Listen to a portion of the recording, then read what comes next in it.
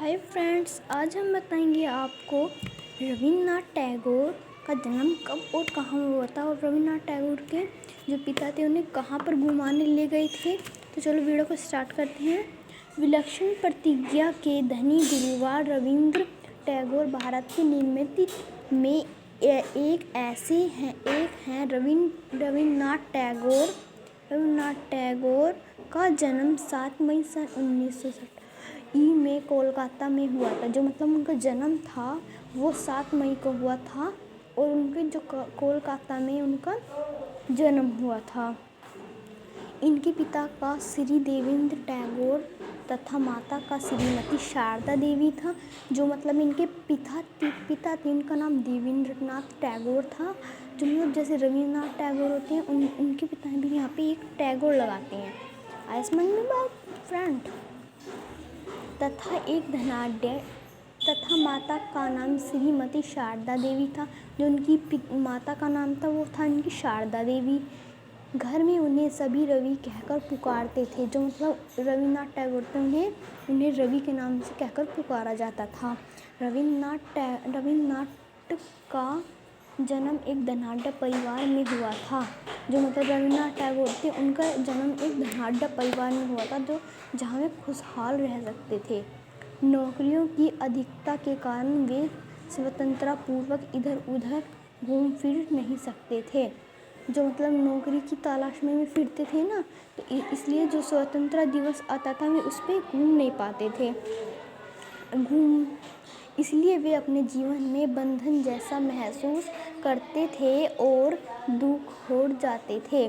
जो मतलब उनका जीवन था वो महसूस करते थे कि मैं कभी भी अपने जीवन में दुख ही ना रहूं। रविन्द्र की प्रारंभिक शिक्षा घर पर हुई थी। मतलब उन्होंने शिक्षा का प्रभाव स्टार्ट करा था वो उनकी घर पे शिक्षा हुई थी।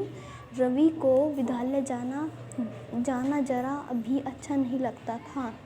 रवि को विद्यालय क्यों नहीं जाना अच्छा लगता था? उसे इसलिए नहीं अच्छा लगता था कि उसका शिक्षा में मन ही नहीं लगता था।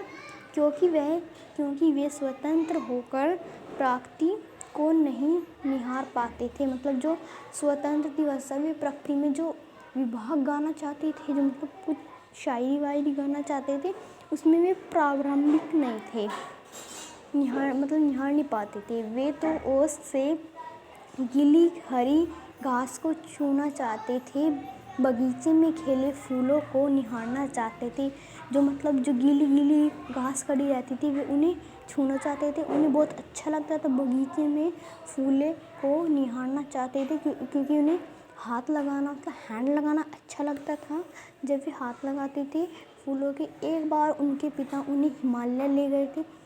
हिमालय के प्राकृतिक सौंदर्य ने उनके मन को मोहित कर लिया।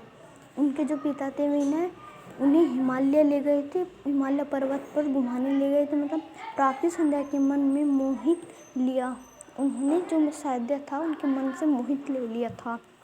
पिता का पुत्र यह आकर अत्यंत प्रसन्न थे। जो उनके पिता थे वे बहुत अत्यंत प्रसन्न थे कि मेरा पुत्र भी रवि मेरे साथ जा रहा है।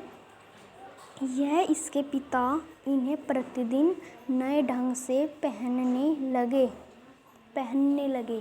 पिता के पढ़ाने का ढंग उनको अच्छा लगने लगा और उनके मन पढ़ाई में रमने लगा। वही उन्हें बांग्ला, संस्कृत, अंग्रेजी और चित्रकला में भी अच्छा ज्ञान कर लिया।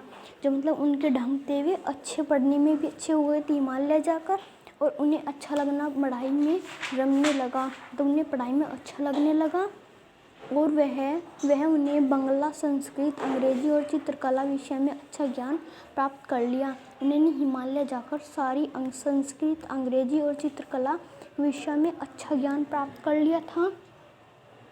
17 वर्षों की अवस्था में रविन्द्र उच्च शिक्षा प्राप्त करके पढ़ाई बड़े भाई के साथ इंग्लैंड गए और वहाँ 2 वर्ष रहकर लेखक, चित्रकारी और प्राचीन संगीत का अच्छा ज्ञान प्राप्त कर वापस लौटे। जो उनके बड़े भाई थे वे वहाँ पे इंग्लैंड में शिक्षा प्राप्त करने जा रहे थे।